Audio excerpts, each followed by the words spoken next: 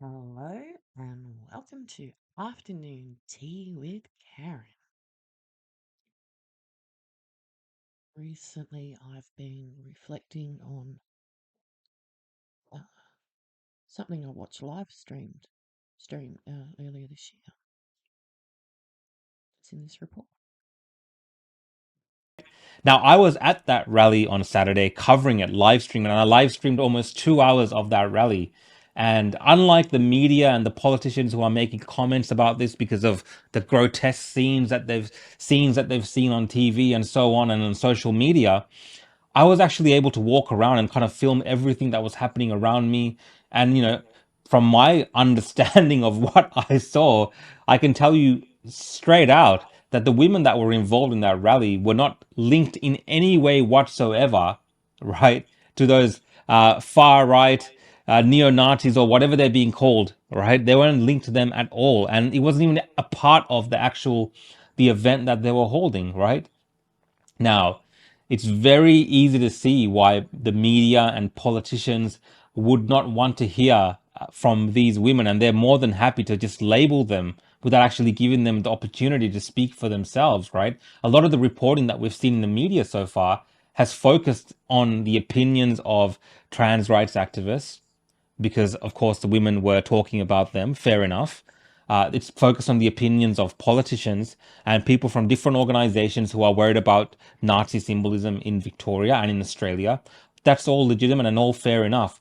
But a lot of the reporting has actually not spoken to the women at the center of this rally and even shown the issues and the topics that they were covering, right? They've just completely just said, hey, look, let's just portray these women as far right extremists. Let's call them Nazis. Let's bunch them in together with these men and not try to understand what actually happened that day, right? How complex it was that day in terms of all the different movements that gathered around these steps for all sorts of different reasons, right? The media and the government and the politicians, right? And activists. I don't blame the activists for promoting their particular ideology or trying to discredit the women that were there.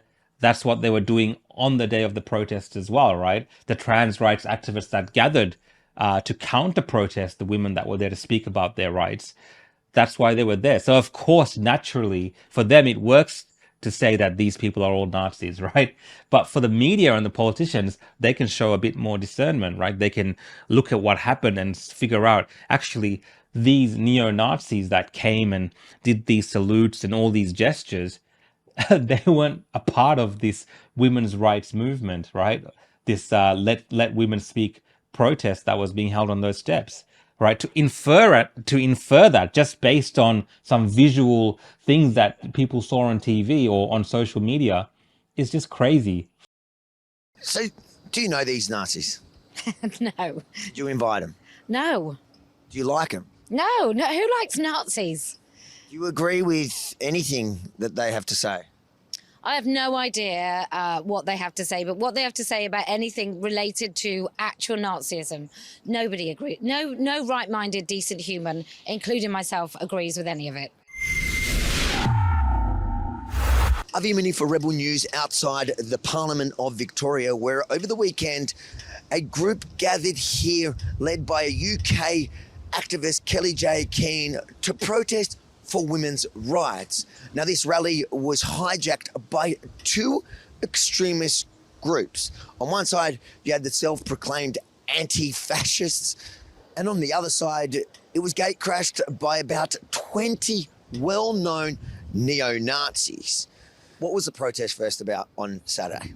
Well, we organise women's events so they can come and speak in the real public square because we're being cancelled on social media. So it's literally about women talking about how they've been cancelled, children's safeguarding, normal women's rights stuff, looking after women. That's it. Now, obviously, that has not been the focus in the last 48 hours or so. Tell us what happened. Well, what happened is some women gave these incredible speeches and nobody's bothered to actually cover them at all. And there were trans activists. We were really afraid because there were people infiltrating the crowd. And then unbeknownst to us, we thought Antifa, Black Bloc, was on another side until we saw a Nazi salute. But it's just incredible that nobody's talking about the women and what the women were saying and the women's concerns. And I think there's something really fishy going on. I can't quite put my finger on it. We're human. All we want to do is just live and have the same rights as everyone else. That's all we want to do.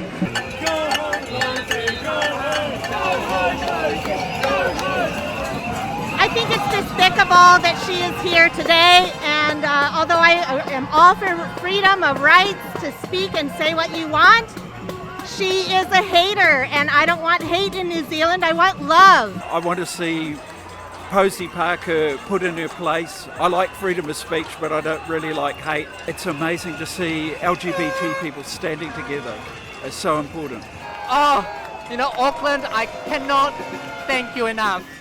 You have showed me today that I can be who I am safely in this city. You have showed me that I belong. We don't welcome these sort of people here on our turf at all, and I'm so glad that all of us came together today in solidarity and drove her out.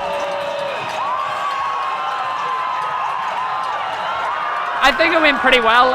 There was a bit of violence. It didn't turn out as a peaceful protest, but that usually always happens when two groups collide. But overall, I think we've won. We've driven most of them out. We've driven her out, and hopefully she gets the message and leaves the country.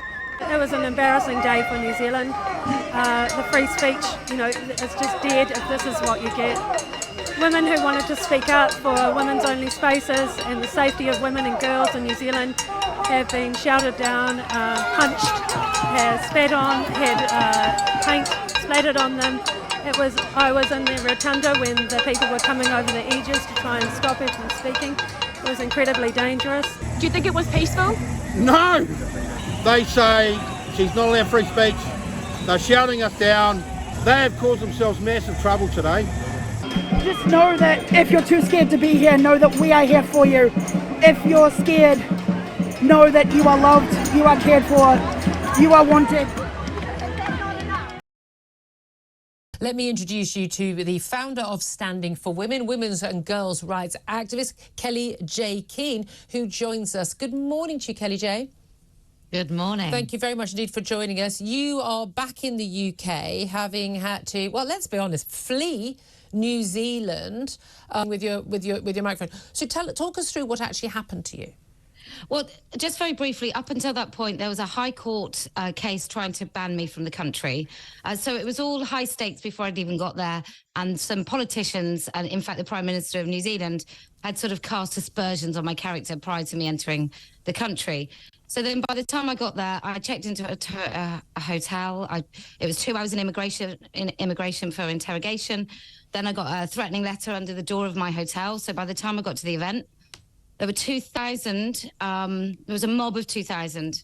And now these people would call themselves trans activists. I think both you and I would agree that probably they're just women hating over and above any rights that they're actually standing up for, whether I agree with that or not. And I got in the middle of it and they were shouting like that they wanted to kill me. And there were some really brave women. There was a 70-year-old woman that got punched in the face twice by a man, like full on in the face. It was horrifying. And the security that I'd had to hire at the cost of $10,000 to try and protect me and other women, they just said, look, it's not safe. The police aren't coming. We can't keep you safe here. And the mob was coming in. And I had to get out. And so they just formed a little circle around me. And as I'm leaving, they tried to push me to the ground with a lady called Tanya who was helping sort of keep me up. And I just thought at that point, if I don't get up, that's it. That's it. I won't see my kids again. I won't see my husband again. Game over. They will stomp me to death. So It'd be clearly absolutely terrifying.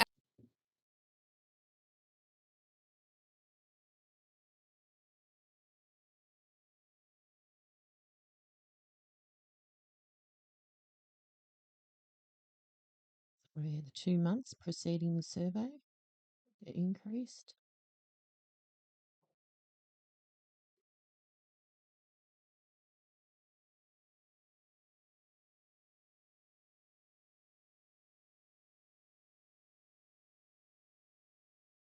We are urging federal and state governments across the country to take decisive action to curb extremism and protect our communities from hate.